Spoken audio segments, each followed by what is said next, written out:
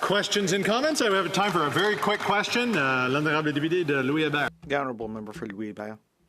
Watch the member opposite. He's a smart guy, but to watch him drowning in a sea of pointless slogans for the better part of his speech. But he did once say something that I found interesting. He said, we're going to fix the budget by cutting $1 for every new dollar in spending. His leader was in my riding saying that he will finance a third link in Quebec City that's estimated to cost $10 billion. Usually the federal's up for 40%, so that's $4 billion at least. $4 billion is what the Canadian dental care program costs per year for 1 million Canadians. How are they going to finance these promises that he's making? That makes absolutely no sense. Having reached the time of expiry for today's debate, the House will resume consideration on the privilege motion at 11 a.m. on Monday, November 4th, 2024. Looking forward to the response from the member from Louis-Hébert.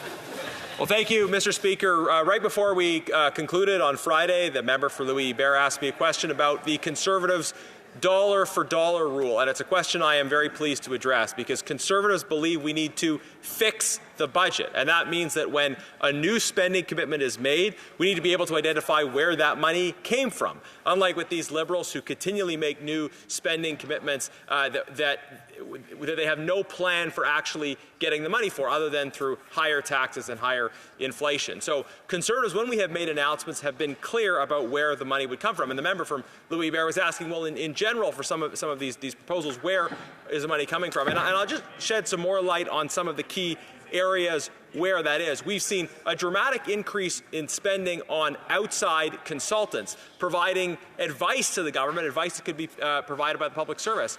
We've seen incredible abuses in the procurement system. That's one of many areas where we can very easily save money is by ending all of the abuse we've seen in outside consulting and procurement abuse.